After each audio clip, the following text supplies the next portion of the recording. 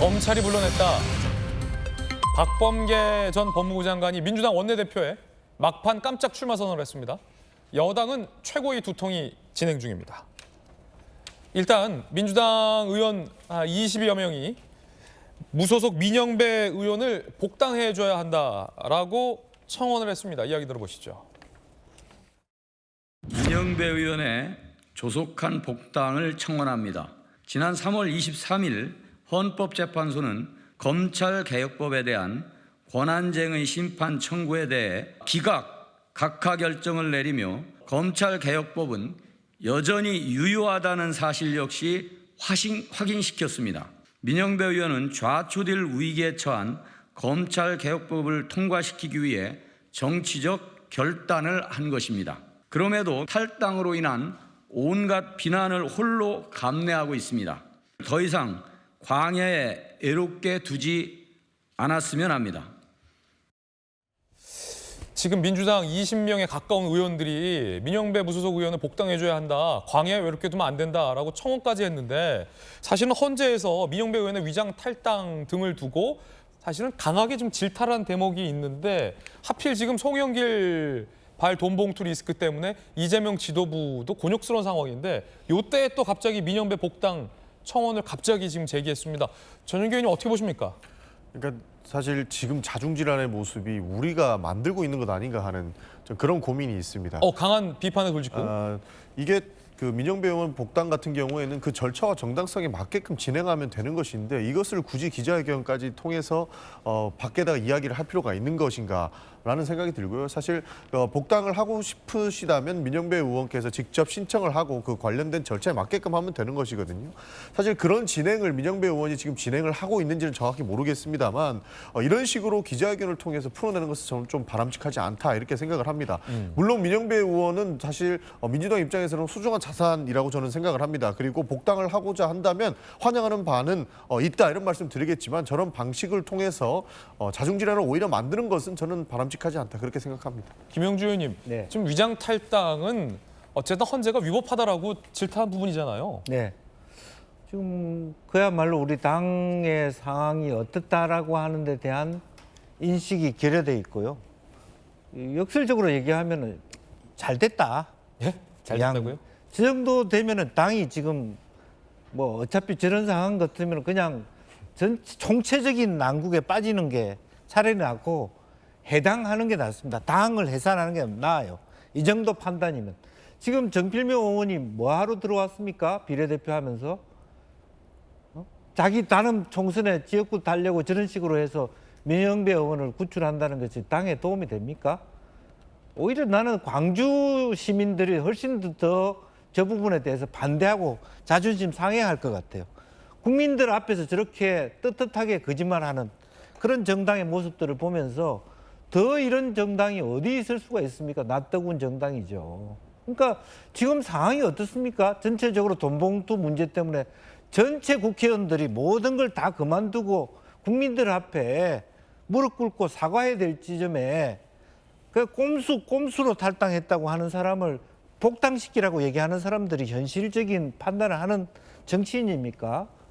사실은 이것은 더 이상 정말 여러 의원들, 그 같이 서명한 의원들 보면 중진들 또한 포함되어 있다는 것이 굉장히 저는 정말 그 절망스러운 상황이다. 그렇게 봅니다. 예, 김영주 의원님의 개인적인 견해, 돌직구 견해도 들려드리고 있습니다. 패널들의 개인적인 견해 다양하게 전해드리고 있습니다. 판단은 뭐 국민 여러분들께서 해주시고요.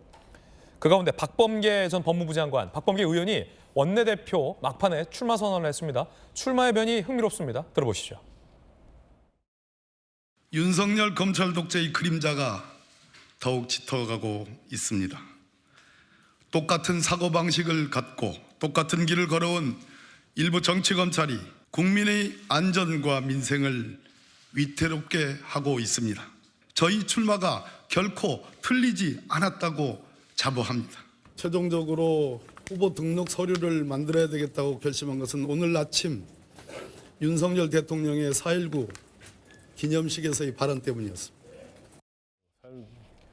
여당은 이른바 최고위원 리스크 때문에 두통이 있습니다. 태영호 최고위원이 최고위에 불참했고요. 윤리위가 꾸려졌기 때문에 김재원, 태용호 두 최고위원을 징계하려는 건 아니냐라는 관측도 읽힙니다. 한번 들어보시죠.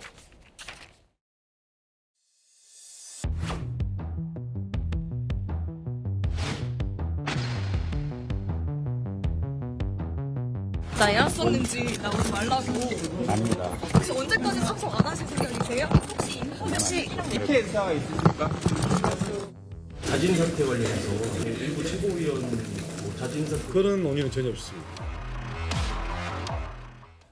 김병민 최고위원님, 네. 보면은 최고위원 중에 이른바 구설수에 휘말리지 않은 최고위원이 굉장히 여당에서 드문데 그중에 드문 분 중에 한 분이신데 특히 이제 뭐 김재원 최고나 태용호 의원 윤리위에서 뭐 징계 논의합니까? 아무튼 일단 집권당 지도부의 한 사람으로서 지금까지 나타나고 있는 여러 설화, 구설수, 좋지 않은 모습을 보여드려서 매우 송구하다는 말씀을 먼저 드리고요. 오늘 양당에서 나오신 분들이 다 대신 사과를 하시네요. 그리고 두 번째로 윤리위원회가 다음 주에 조속하게 출범이 될 예정입니다. 그러니까 윤리위원회가 출범되고 나면 이제 외부 인사가 위원장, 황정근 변호사가 위원장이 됐고요.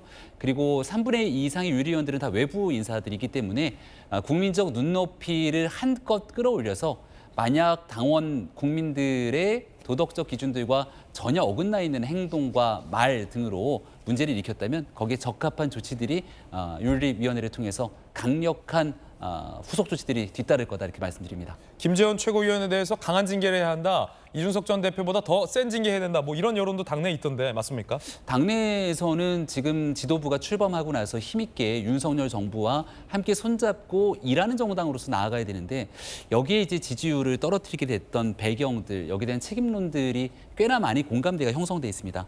다만 이제 이런 모든 판단은 윤리위원회의 독자적인 결정이 되기 때문에 이걸 뭐 어느 정도 수준으로 해야 된다 등에 대해서는 이제 윤리위의 상황으로 돌아가게 되는데요.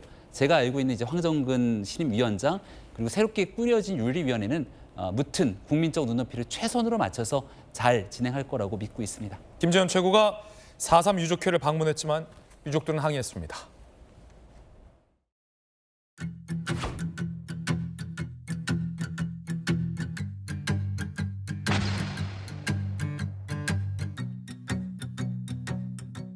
제주 4.3 유족 여러분들의 마음을 제대로 헤아리지 못하고 또 그 상처를 제대로 이해하지 못하고 많은 잘못을 했습니다.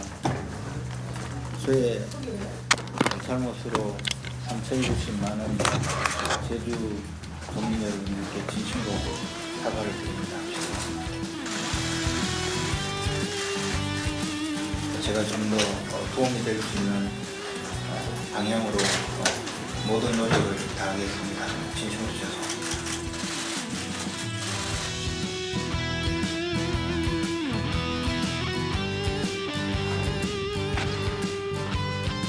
징계를 받으면 내년 총선에 못 나가시니까 내년 총선은 어떻게든 공천을 받아보려고 지금 이제 사과 아닌 사과를 하는 이 그림이 필요해서 온 거 아니냐.